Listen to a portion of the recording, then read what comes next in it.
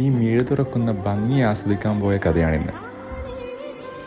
യാത്രകൾ മനോഹരമാവുക എന്നതിന് ഒരുപാട് വ്യാഖ്യാനങ്ങളുണ്ട്. ചിലപ്പോൾ നമ്മൾ ഒരുപാട് ദൂരം സഞ്ചരിച്ച് വലിയ എന്തെങ്കിലും കാണുന്നതാവാം.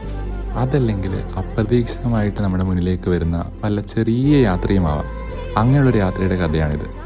ഞങ്ങൾ തൊട്ടടുത്തുള്ള ഒരു കുന്നിൻ മുകളിൽ താമര വിരിഞ്ഞു നിൽക്കുന്നത് കാണാൻ പോയി.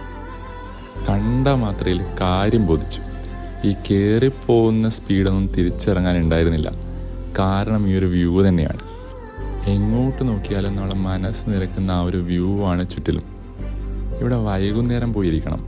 ആ ചുറ്റിലുള്ള ഒരു വ്യൂവും ചെറിയൊരു കാറ്റും പിന്നെ ചെറുതായിട്ടൊരു തണുപ്പും പിന്നെ മൊത്തത്തിലുള്ള ആ ഒരു പീസ്ഫുൾ ആംബിയൻസ്, പിന്നെ ആ ലൈറ്റ് മാറി മാറി വരുന്നതിനനുസരിച്ചിട്ട് ആ ഒരു വ്യൂ മൊത്തത്തിൽ മാറി മറിയുന്നത് കാണാൻ പറ്റും.